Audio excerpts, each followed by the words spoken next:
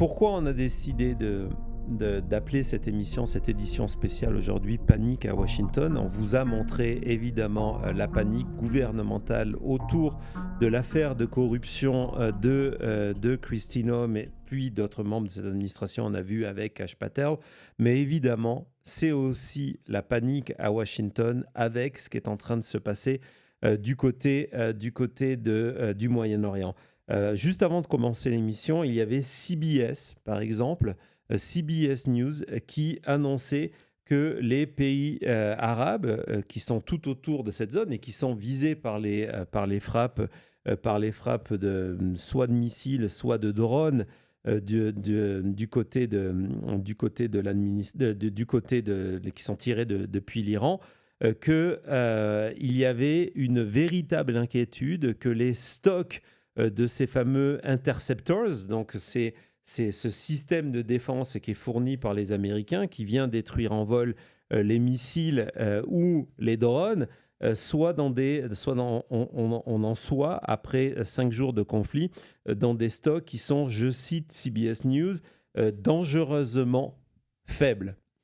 Et vous le savez, c'est un des problèmes, on vous en avait parlé dès le début, avant que ça devienne une affaire nationale, comment les généraux Donald Trump l'avaient prévenu des effets sur les stocks de munitions, sur la nécessité de tirer plusieurs projectiles pour arrêter ces missiles, et le fait, et c'est aussi une des raisons pour laquelle on est extrêmement inquiet au niveau du Pentagone, le fait qu'il est impossible d'arrêter tous les drones, que la taille de ces drones fait qu'on va en rater quelques-uns, donc ça va créer des dégâts et ça va créer potentiellement des victimes et ça va faire augmenter le nombre de décès. Et ça, évidemment, comme tout président, en plus un président qui choisit une intervention militaire en pleine année électorale, l'augmentation du nombre des victimes, casualties en anglais, c'est une source qui inquiète Donald Trump. Il est inquiet de ce risque-là et il met une pression encore plus forte sur le Pentagone pour tenter de terminer le plus rapidement possible l'opération qui est en cours, de trouver des portes de sortie, ces fameux off-ramp, parce que aujourd'hui, le plan, ça a été révélé hier par Politico, c'est que on se retrouve dans une opération militaire jusqu'au mois de septembre prochain. Donc, regardez cet article-là, qui révèle, ils ont eu accès à Politico à un mémo où CENTCOM, le US Central Command, demande d'avoir que le Pentagone envoie plusieurs de ces éléments dans leur quartier général en Floride pour aider à ces opérations en Iran qui ne vont pas durer quelques jours et donc qui, d'après les militaires aujourd'hui, d'après le Pentagone, pourraient continuer jusqu'en septembre. Et cette publication de ce mémo, et donc on imagine comment ça doit se passer en ce moment au niveau de la Maison-Blanche, et on va aller sur des problèmes de stock de ketchup, ça c'est certain, parce que Donald Trump, cette information qui a fuité, l'a mis en rage complètement. Et on est dans une position très difficile au niveau de la Maison-Blanche où on doit à la fois préparer l'opinion au nombre de décès, préparer l'opinion au fait que cette opération-là va pouvoir durer potentiellement pas des jours, pas des semaines, mais des mois. Et en même temps, de dire le contraire, de dire non, ça va durer que quelques jours, l'Iran est prêt à capituler, on va gagner très rapidement. Dans cette stratégie que Trump lui-même en interne appelle de decapitate and delegate. C'est ce qui a été fait au niveau du Venezuela. C'était son plan cette fois-ci. Même si on lui avait prévenu, encore une fois, ces généraux l'avaient prévenu que ça ne se passerait pas pareil. Décapiter le pouvoir et puis, après, déléguer. Donald Trump a dit aujourd'hui que ça serait lui qui... Alors, on est en plein mode impérialiste. Encore une fois, on n'est pas ici pour un changement de pouvoir dans le mode démocratique, il a expliqué que le prochain leader iranien devrait être choisi par Donald Trump, qu'il ne laissera pas cette situation tant qu'il n'aura pas quelqu'un qui peut exercer un pouvoir, sous quelles conditions, personne ne le sait du côté de l'Iran, mais qui est sous le contrôle de Donald Trump. C'est sa volonté, et c'est pour ça que du côté américain, on dit ça va durer plusieurs mois. Et donc, panique, parce qu'il va falloir préparer l'opinion politique, l'opinion publique, américaine, à un très très long conflit, avec des tas de challenges. Et entre autres, sur les munitions, on se rappelle qu'il y a 2 jours, Donald Trump venait sur Truth Social pour dire non, mais c'est pas vrai. Des munitions, on en a en quantité infinie et il n'y a pas de problème. Ça peut durer des années. Cela ne posera pas de difficultés. Et aujourd'hui, donc je vous le dis, CBS qui explique que non, ce n'est pas le cas et que plusieurs pays arabes, comme le Koweït, Dubaï, les Émirats arabes unis, se plaignent du fait qu'on arrive dans des stocks extrêmement limités. Et au-delà de ça, Donald Trump va devoir faire face à des titres, on va les voir, comme par exemple ce titre de Drudge Report. On va voir cette une aujourd'hui, ça forme l'opinion publique, qui est de dire, voilà, est-ce qu'il va y avoir des opérations des soldats boots on the ground? Est-ce que donc les Kurdes préparent l'invasion? Il y a toujours des Américains bloqués dans ces zones de guerre et le prix du baril de pétrole qui passe $80. Et ça, c'est un problème principal. C'est un problème énorme pour l'administration Trump, l'augmentation du prix du pétrole, qui était annoncé par tout le monde, encore une fois, et ce n'est pas le Venezuela. On vous avait expliqué sur la qualité du pétrole, etc., qui va pouvoir venir aider à cette situation-là, en tout cas pas complètement. Et résultat, vous avez aux États-Unis actuellement une augmentation forte du prix de l'essence. Et pourquoi on parle du prix de l'essence? Parce que non seulement c'est un des programmes de campagne de Donald Trump de dire qu'il va refaire baisser le prix de l'essence à quelques centimes, il utilise toujours la référence qui était sous son administration du prix de l'essence au moment de la pandémie et au moment du confinement. Quand personne n'utilisait les voitures. Vas-y, exactement. Vas-y, raconte ça. Non, mais c'est parce qu'il choisit le chiffre qui est meilleur pour lui. Donc, il choisit le chiffre de quand il y avait la moindre de consommation d'essence, je crois, dans l'histoire du siècle.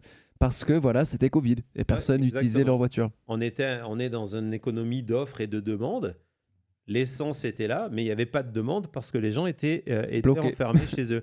Et donc, résultat, vous voyez sur le marché américain l'évolution du prix de l'essence. Donc, c'était ce matin, on est passé du prix, et encore une fois, ce sont des moyennes pour l'essence. L'essence, de manière très simple, on est passé de 2,98 $ à 3,25 $.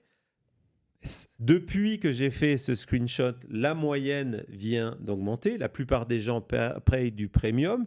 Ce n'est pas de l'essence. Là c'est vraiment le prix d'entrée. Et on estime que d'ici demain matin, on sera possiblement à 3,80 $. Et les moyennes, ils sont vraiment gentils pour Trump parce que ça incorporait évidemment des endroits aux États-Unis où on utilise moins d'essence. Dans les grandes villes, ce matin, à Vegas, le premium coûtait 4,97 $. Donc quasiment $1 de plus que la moyenne nationale dans une grande ville. Oui, parce que la moyenne, ça inclut, quand on vous parle de ces États où il y a plus de vaches que d'habitants, ça inclut ces zones-là où donc bien sûr le prix de tout est bien moins cher. Et des fois, Trump met en avant surtout ces prix-là en disant regardez l'essence dans cet endroit-là, comme dans le Wyoming qui est l'État le moins peuplé aux États-Unis, en disant regardez les prix, c'est formidable. Ouais, et oui, c'est cool pour les 15 personnes qui ont ces prix-là. Ou alors, il a souvent mis en avant les prix raffinerie, donc les prix en gros. Et non pas les prix à la pompe. Là, on parle de prix à la pompe et on estime que demain matin, l'essence la moins chère en moyenne serait à 3,80. Donc le premium, ce qui est celui qui est le plus utilisé, va passer en moyenne à 5 dollars et ça veut dire 7-8 dans certains États. Donc il va y avoir cette augmentation et regardez le genre d'images que l'on partage sur les réseaux sociaux. Tiens, tu peux la mettre en fond pendant qu'on est en train de parler, où on est en train d'augmenter les prix en direct tous les jours. C'est Make America Great Again.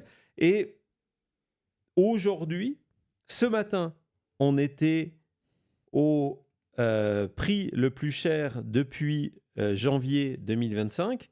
Et là, on vient de le passer. C'est-à-dire que l'essence est désormais plus chère que lorsque Donald Trump est arrivé à la Maison-Blanche. On est retombé dans des chiffres qui sont plus chers que ceux de l'administration Biden. Et c'est extrêmement important. Et on va parler de secondes de Susie Wiles.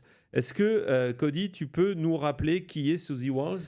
Nous, on dit Susie Wiles. Des fois, Trump, il dit Susie Trump. C'est celle qui est le chef de cabinet de Trump et qui est en charge aussi de le garder dans sa bulle précieuse où Donald Trump est un special boy, où tout va bien et tout le monde l'adore. Exactement. Et parler de Susie Wiles, c'est vous dire la panique, la tempête qui est en train de secouer la Maison-Blanche, secouer Washington. Susie Wiles, comme Cody vous l'a dit, elle doit garder Trump dans sa bulle. C'est quelqu'un qui est chef de cabinet, mais elle a aussi une mission. Et sa mission, c'est de préparer les midterms. C'est elle qui, par exemple, nous avait annoncé les élections du 3 novembre prochain, qu'on va vous faire vivre en direct. Si vous nous rejoignez pour la première fois et si vous êtes sur X, venez sur YouTube, c'est là que ça se passe. C'est vraiment sympa. Vous vous abonnez, vous cliquez sur cette notification et vous venez dans le chat où en plus, vous avez vu, ce soir, c'est pléthore de cadeaux. C'est Noël dans le chat, donc venez vous abonner pour avoir nos cadeaux. Et donc, on sait que c'est elle qui est en charge de la politique générale pour les midterms, en disant qu'est-ce qu'on va faire. Et c'est elle qui, par exemple, le 9 décembre, vous allez voir comme les choses vont changer vite, avait dit je sais ce qu'on va faire comme stratégie. On va mettre Donald Trump au cœur de cette campagne des midterms. On va l'envoyer de partout. Ouais. Il va faire 2-3 meetings par jour. On va faire comme si c'était 2024. Et déjà, rien que cette déclaration, on en avait parlé ici, mais en général, elle avait fait hausser les sourcils du côté des spécialistes en politique en disant, en gros, vous êtes en train de nous dire que cet élu qui est ce président qui est extrêmement impopulaire, et ça, c'était en janvier, c'était en décembre. Vous savez que 3 mois plus tard, tiens d'ailleurs Thomas, tu peux nous montrer le genre de visuel qui doit aussi rendre fou Donald Trump. C'était sur Fox News. C'était sur Fox News hier en termes de sondage. Peut-être je te l'ai mis dans Congrès, je ne sais pas où. Donc voilà, le voilà. C'est ce genre de choses. Imaginez, ça c'est Fox News. Ça c'est Fox News. Et donc déjà cette idée de le dire, non, mais je vais le mettre au milieu de la campagne. On a vu que ça a été essayé 1 ou 2 fois et que c'est extrêmement limité parce que déjà, il y a des doutes sur la santé de Donald Trump, la possibilité de faire 2 ou 3 meeting par semaine. Résultat, on a essayé J.D. Vance, mais J.D. Vance a un énorme problème, on va en reparler tout à l'heure, c'est que tout le monde le déteste, y compris au niveau des Républicains. C'est en gros, au niveau des Républicains, c'est l'option parce que oui, il est là, c'est le VP, mais je ne suis pas certain qu'il pourrait gagner une campagne de primaire républicaine à l'heure actuelle. Mais bon, dans tous les cas, c'était le boulot. Et c'est au-delà de cette stratégie, c'est elle qui préside au niveau de la Maison-Blanche. On va voir des réunions pour préparer la campagne. C'est elle qui décide le messaging. Donc, par exemple, vas-y Thomas, on a un deuxième message un deuxième extrait sur ce genre de meeting. Donc ça, c'était le 17 février, c'est beaucoup plus récent. Et donc, elle avait fait cette réunion à la Maison-Blanche avec tous les personnes impliquées dans la campagne pour dire, bon, voilà, le problème, c'est pas la Maison-Blanche, le problème, c'est la Chambre des représentants, le problème, c'est le Sénat. Voici les éléments de langage que l'on va utiliser. Et pourquoi je vous dis ça? Parce que l'information suivante,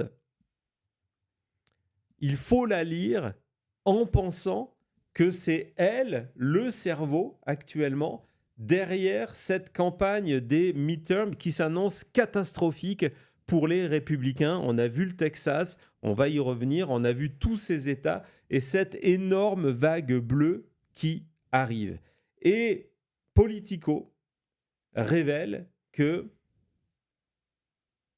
il y a des réunions en ce moment et ce qui obsède Susie Wiles, c'est le prix de l'essence.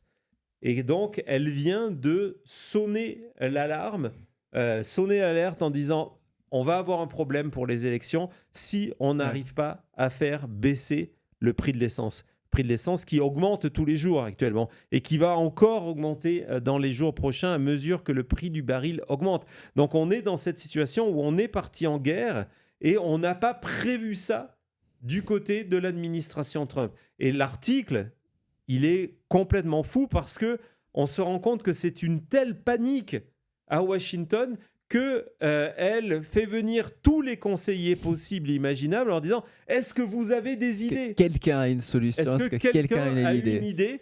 Et regardez cette phrase, la Maison-Blanche est en train de regarder sous chaque pierre, donc de retourner toutes les possibilités pour tenter de faire changer cette politique de prix en disant c'est quoi les solutions. Et on va voir qu'en termes de solutions, en fait, il n'y en a pas beaucoup. On est en train d'évaluer tout ce qui est possible et que donc on a créé cette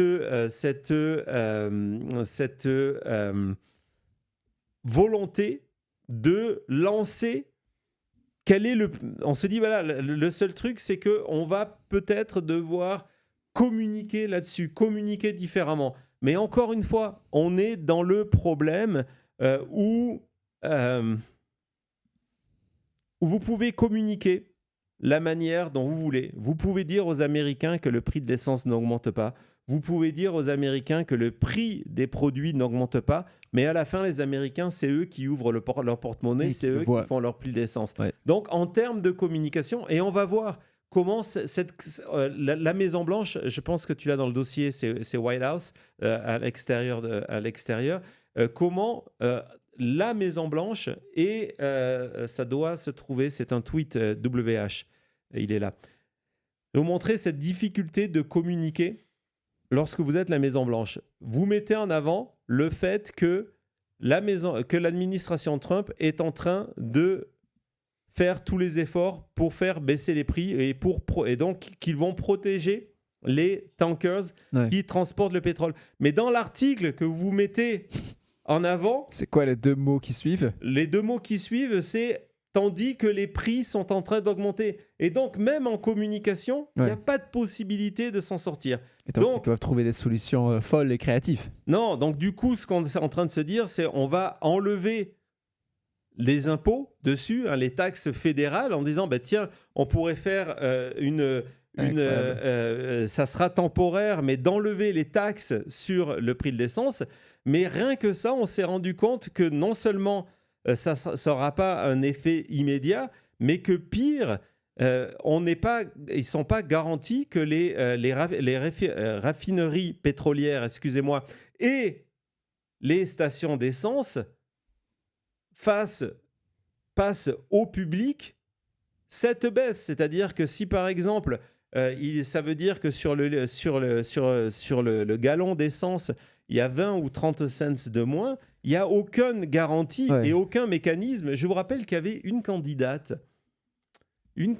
en 2024 qui l'avait mis à son programme pour limiter justement dans les périodes de crise, parce que c'est ce qu'on avait vécu avec Covid, le fait que les entreprises américaines s'enrichissent sur le dos du public. Et cette candidate, c'était... Elle avait un rire bizarre. Ouais, elle avait un rire bizarre. Et on serait parti en guerre. On serait- Ouais, Imagine, là, on parti en serait pas guerre. en train de pas, on serait en guerre là. Hmm. On aurait le Dow Jones qui serait en panique. On aurait les prix de tout, que ce soit la nourriture et l'essence qui augmenteraient.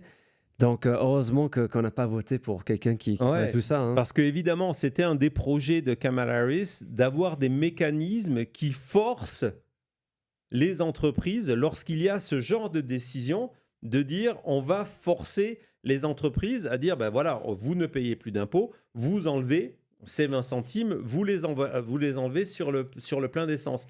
Mais aujourd'hui, ce n'est pas en place. Donc on a peur du côté de l'administration Trump qu'on fasse encore une fois ce cadeau aux propriétaires de stations-service, aux compagnies pétrolières, et que le public américain n'en ressente pas l'effet.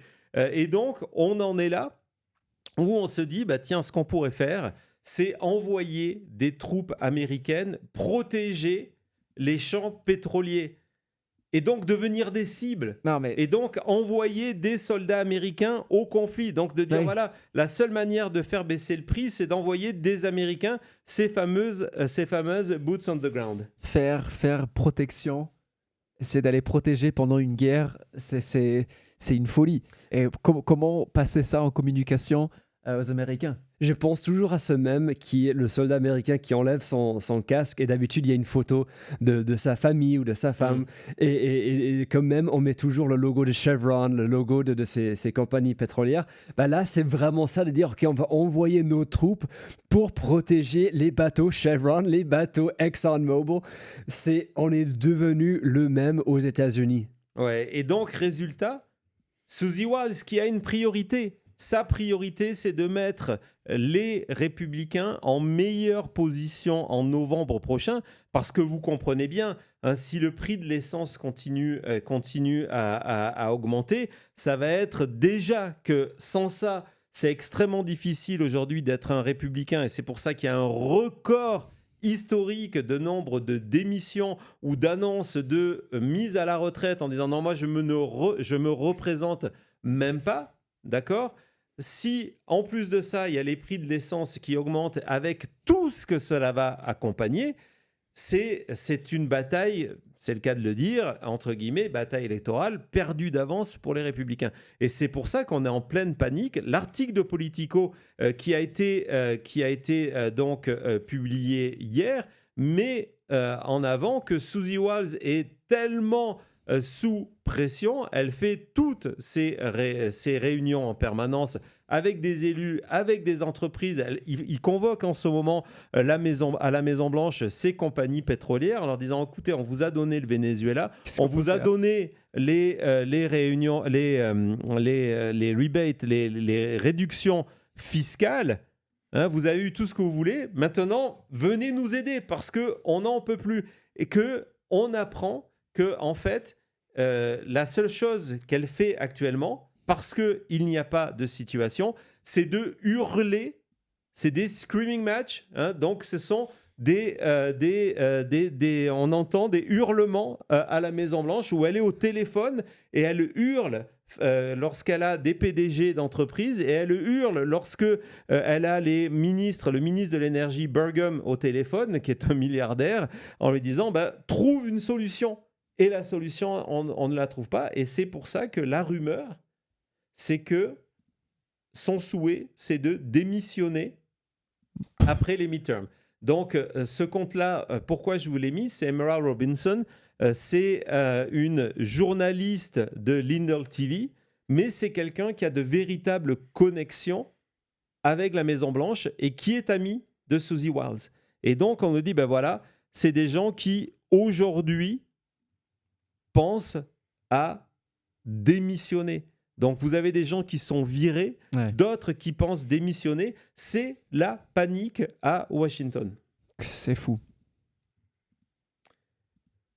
Oh, je pensais que tu voulais dire quelque chose. Non, on avait fait cette émission, on disait que on avait vraiment l'impression que Trump s'est lancé dans cette guerre sans penser au lendemain. Et là, on parlait du côté juste la guerre en soi, en disant est-ce qu'il y a un chemin pour la victoire en Iran? Mais c'est vraiment, ils ont pensé à rien. Ils se sont jamais dit, ah, tiens, on a besoin de cet endroit stratégique, ce détroit pour tout le pétrole. L'Iran va pas le fermer. Non, ils feront pas ça. Ils vont être sympas avec nous qui les attaquons. Ils n'ont pas pensé à ça. Surtout que quand Trump a fait tellement campagne sur regarder les prix d'essence de Joe Biden, c'est lui qui fait que vous pouvez plus vous déplacer en voiture. Et maintenant, c'est lui qui est en train de le faire et qui va dire, OK, on va maintenant envoyer des troupes américaines, vos fils, se faire tuer pour essayer de refaire tomber les prix de l'essence qui étaient déjà bas, mais je les ai fait augmenter.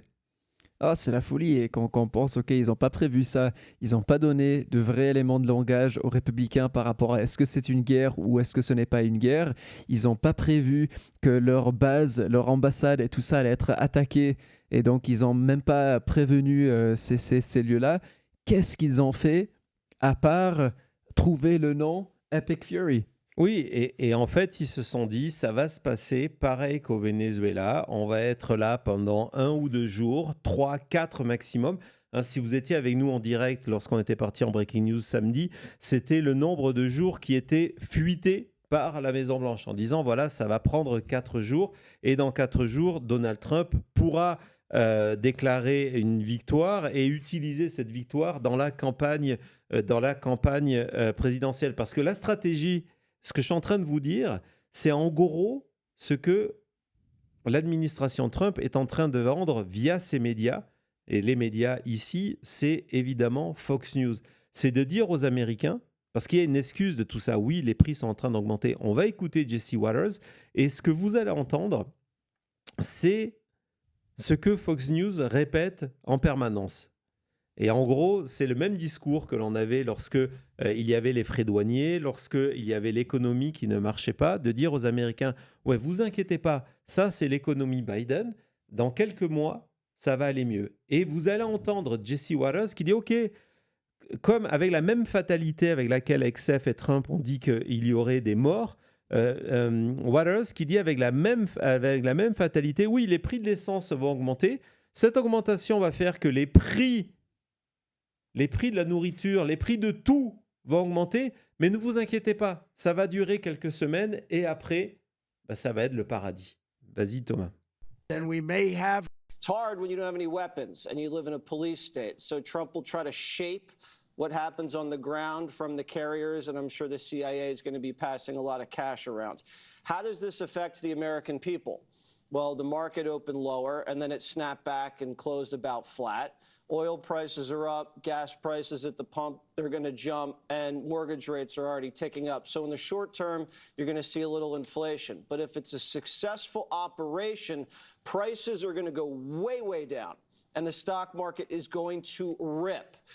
Russia's not going to have a supply of drones that they're using to just decimate Ukraine, so it's going to push them towards peace. And the Chinese aren't going to be able to suck up all that cheap sanctioned Iranian oil. And we'll have full control over the oil-rich Middle East, and then we can pivot to the Pacific and stare down Beijing. But until then, you just pray for the boys, you pray for the president, and hope everything goes well.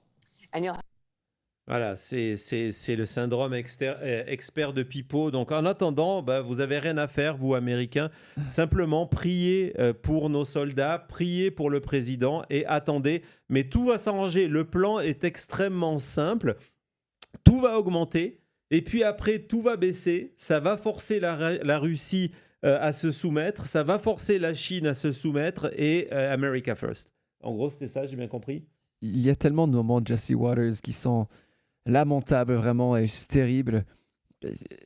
Là, comment regarder ça? Le gars, il est en train d'expliquer que oui, tout est parfait et qu'en plus, ça va forcer la Russie à perdre contre l'Ukraine. Maintenant, il est pro-Ukraine, breaking news. Que la Chine, d'ailleurs, aussi va perdre son pouvoir dans cette région-là, donc on pourra prendre le Pacifique. Mais qu'est-ce qu'il raconte? Non, non. Et on est dans une situation qui est où c'est des chaînes de propagande, où ce sont des chaînes de propagande sans l'ombre d'un doute.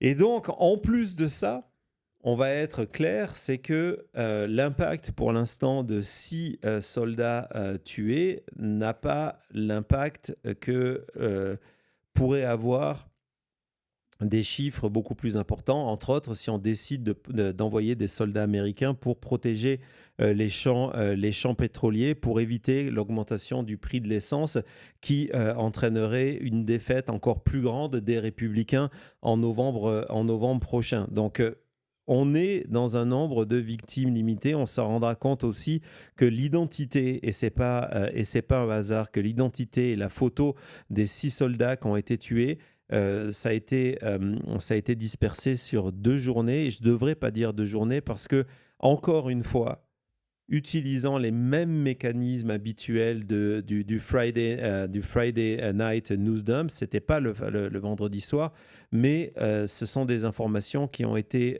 données au public très tard, lorsque la côte Est était déjà endormie, et de telle manière que lorsque le lendemain matin, les journaux veulent parler de ces victimes-là, finalement, il y a tellement d'autres choses dans l'actualité que c'est, non, ça c'était hier. Oui, c'était hier à 22h. C'est vraiment, ça a été systématique. Les 2 soirs où les informations sont sorties, c'était du côté de 22h que l'on a su et qu'on a vu les photos de ces soldats américains. XF, hier, dans une conférence de presse, a engueulé les médias américains qui parlaient trop des victimes, à son avis, alors qu'il fallait parler de la seule vraie victime de ce conflit-là, Donald Trump. Vraiment, je n'exagère pas, mais à mesure que si ce nombre augmente, évidemment, on ne souhaite pas que ce nombre augmente, évidemment, de tous les côtés d'ailleurs. Si ce nombre augmente, cela va poser des problèmes à l'administration Trump.